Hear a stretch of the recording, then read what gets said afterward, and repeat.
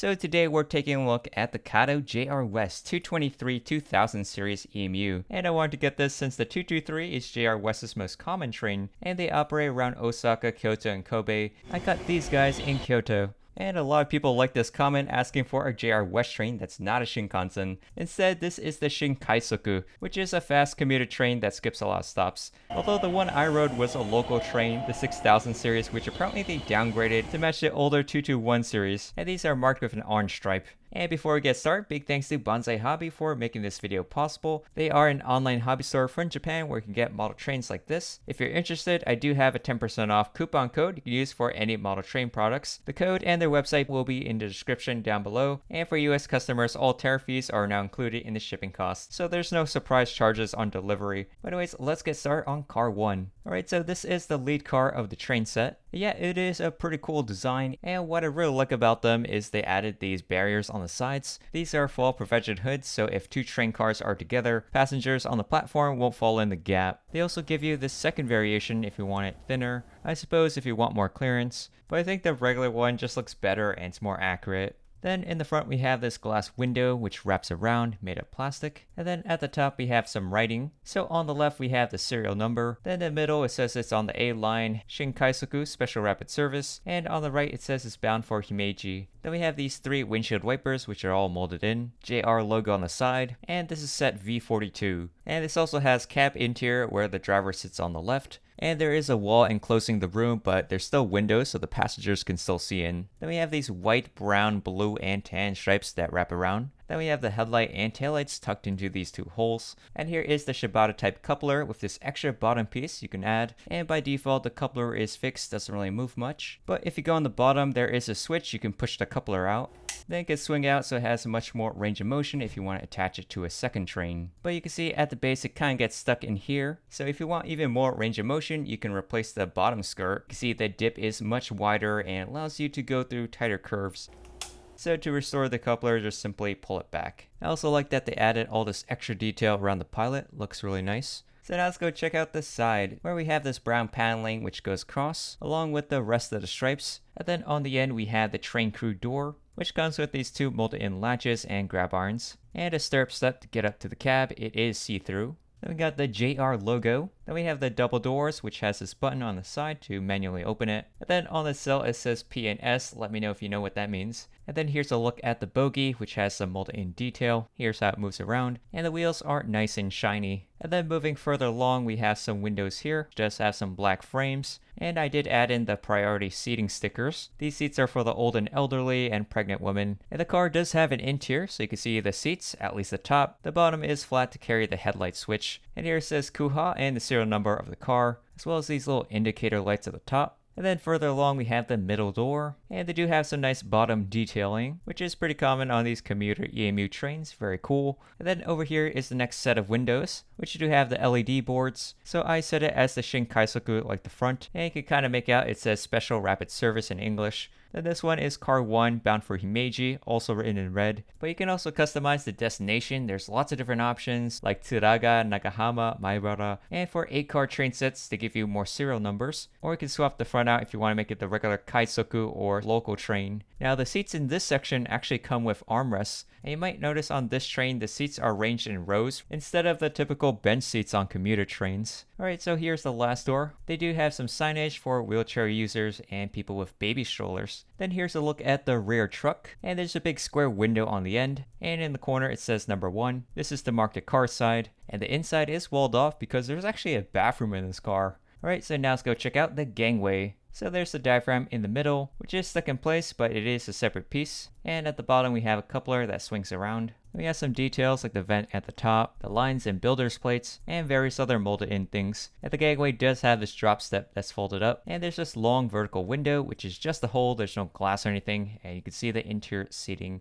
Alright, so for side number 2, as it's written in the corner, see the LED boards are closer towards the front versus the back on the other side. The underside's also different. In the corner there's a waste tank for the restroom, and there's some additional boxes. But other than that, I think it's about the same. Now let's go take a look at the roof. So over here in the front, we have this gray silver section, just like the body. Then after that we have some lines that go across, and this antenna which is actually just molded in. And there's another additional detail right here. Then in the middle we have these two air conditioner units. It's interesting the ends of it are actually painted white, while the rest of it has this cool metallic sheen to it. And there's some very fine molding around the fan, pretty realistic for being a molded in piece. Even some little vents on the sides. And then towards the end there are some more additional molded in details. Alright, now for the bottom view. So on the end we got that mechanism for the coupler to stick out. Here's that bogie. Then here's a switch to toggle the headlights and marker lights. And it says Kato, made in Japan. We have this box in the middle. And then we have a coupler on the end. Alright, so next up we have car number 2, the pantograph car. And it does weigh quite a bit because it's also carrying the motor inside. But yeah, let's get started here on the end, where we have these interesting ducts alongside the door. And then from the side in the corner we've got this large window with the priority seating sticker at the top. And then above the door we have a sign. It says Jakureisha, which is weakly cooled car. So this car is only mildly air conditioned. So it's for people who are sensitive to the air conditioner being too cold and they want to be warmer. It is a thing in Japan. Then here's a look at their truck. And inside this car everything's pretty much flat inside. And the bottom is pretty solid with lots of boxes and vents. And you can see that same sign written above all the doors. Then we got another big window on the end.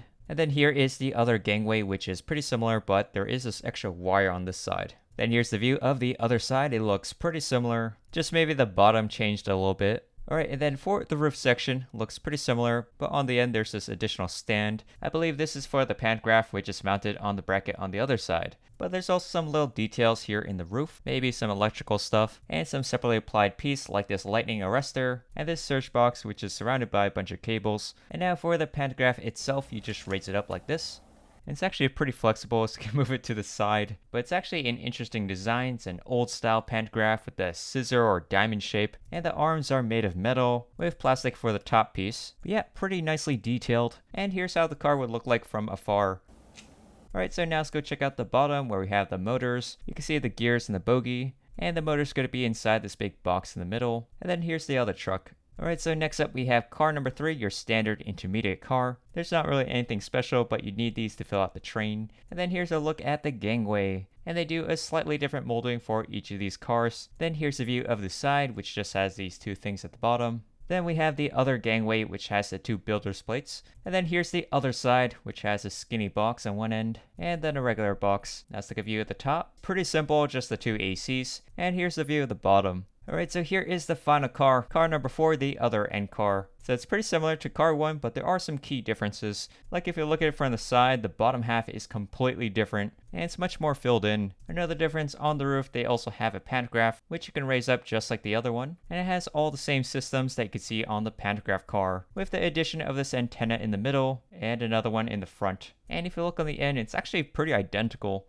Even the bottoms, although there's some slight differences. And here it is with the other end car. Also, if you look at the front, another difference, they do switch the side of the MU receptacle from the left to the right. And then here's a look at the bottom. Big solid square in the middle. And surprisingly, this one also has the headlight toggle switch. On other Kato trains I've gotten, usually this thing will be empty. Alright, so now we have all the cars, let's assemble the train. Now before we actually do this, one tip I found, if you want to put the car in the right direction, you want to look for the LED board and see if it lines up with the number down below. So if they're together, that means the front of the train's this way, and you attach the first car on that end. And you can see the other side, the LED board and the numbers are not aligned. So to connect the train, you simply just push the couplers into each other. So now we have a nice 4-car train set, and it's actually prototypical, so you can have an entire train with just one set, or combine them to make a longer train. But yeah, it looks really cool with two pantographs, and here is the range of motion. It can turn quite a bit, as well as moving from side to side. Here's how it looks like from above. You can see it is very free, and here it is from the other end. Alright, so now let's compare it to my other Japanese commuter trains, the Yamanote line E235 and the Ueno Tokyo E233. So these are from Tokyo by JR East, while this one's from Western Japan, JR West. So if you look at it from the front, you can see they have radically different faces. The JR East trains are pretty similar and it's more streamlined, while the 223 is a bit unusual with these fall prevention hoods on the ends. It also has bottom mounted headlights, while these guys mounted on top next to the headboard. They also don't have a door in the middle of the face. That is more common on JR West trains. Another difference are the couplers. Colors are a bit different, and this is the only one with the bottom mechanism, while the other two are non-functional. Another difference on the JRE strains, they have 4 sets of doors for increased capacity, while the 223 only has 3 sets. I also noticed the JR West strain has 2 smaller air conditioners, rather than having just one big air conditioner, with the exception of the bi-level cart, which also has 2. Then for the pantographs, JR West is using an older style using diamond shape, while JR East is using the newer, lighter single-arm pantographs. And then if you look on the ends, the diaphragms are pretty much the same, but there is a big difference in the doors. These guys have pretty big windows, while this one is a narrow slit. Now for the couplers, these 2 guys share the same one, while Kato put an additional hook on the 233 version. Alright, so can they attach to each other? So let's test it out. And the answer is no for the 223 and the 233. The coupler sizes are slightly off, that when I try to attach them, you can see it doesn't go in. And now for the Yamanote line. Success, it actually does work, so these are cross-compatible.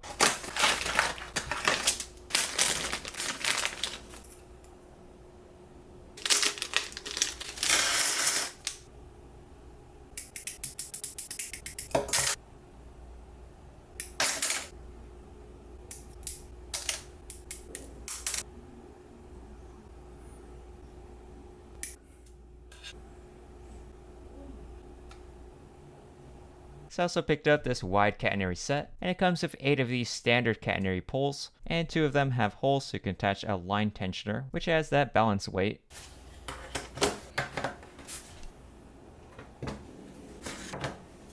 Alright, so here's how they look like set up on the track. This style of catenary poles are pretty common in Japan, and we'll see them above holding out the overhead wire. And I did find it interesting that if you look closely, the top part is actually wider than the base. It has a bit of a wedge shape, so when I looked at the real ones, I realized that part's hollow. It's really 2 beams coming together on an angle. Also, if you look at the bottom pin, it's actually a square shape, which fits in the square hole, so it's a pretty snug fit. Other ones I've seen use circle pins. So in the top corner, we have these 3 insulators bunched up, and another one on the other pole, which is slightly taller. Then we have these diagonal beams going in opposite directions, and some insulators which would carry the overhead lines to power the train. It's also quite cool they added these little rivet details if you look closely. Now for the line tensioner, you can apply this to the side. Now these are necessary because in real life, wires actually get affected by the temperature, so it would sag on hot days and be tight on cold days, so the weights actually keep them all level. And you can see they are using really thin pieces for the pulley, very fine. And what I like about it is that it actually sticks out from the other side as well. They just poke through the holes. And here's how it looks like with the JR West train. It looks pretty nice and adds a bit of realism to the layout.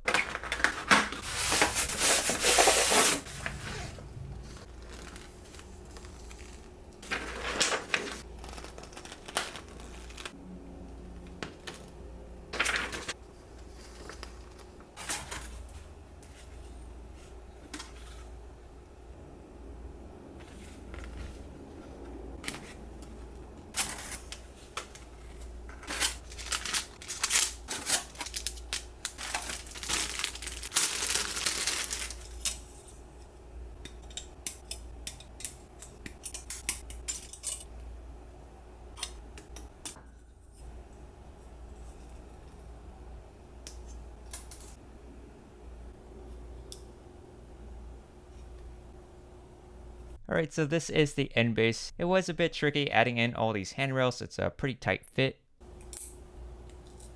Luckily though, they do give you some extra ones if you mess up. And you get 2 of them, and you can put this at the end of the train platform. Comes with these cabinets, which I'm not sure what that's about. Definitely something electrical, maybe a transformer. You also get these special extra wide catenary poles, which I had no idea this would be included. When I first looked at the box and I saw this catenary, I was thinking, oh great, I need to buy another accessory thing. So luckily I don't have to do that. Yeah, it's a pretty unique design, with the 2 bars having a big gap in the middle. It's like a variation of those arch catenary poles I had before. And the base actually has clips so you can attach it to the track. And the bottom is flat so you can leave it freestanding as well. Now for the tracks, they're pretty cool. On the edge, they do have a groove so you can pass wire through, as well as some thin slots to add in the catenary poles. And they give you 2 slots, so if you have another one of this, you can stagger the catenaries. And if you go on the other end, there is a second pair of wire slots. Right, to install the catenary pole, it's pretty simple, just slide it in the slot. Apparently though, it doesn't really click, but it should stay in place once you have it on the ground. Now it's connected to the other track. And then here is the other end. And if you want to extend it, they do give you more track. So you can add the base end at the very start, and you can move it wherever you want to in it. So if you get the one-sided platform, they come with this square base, and this is what you need to use. And for the island platform set. So now you can see how the train station is supposed to be like, and the tracks move around the platform. See that cable in the ground goes all the way up to the base, which transitions into the platform, and you have tracks on either side. Yeah, I really like how it looks. And the bold and gray colors are actually a different tone for each section. And then if you go further down the platform, we have it going the other way, and you can add in more sections if you have more space. But yeah, let's go test this on the layout.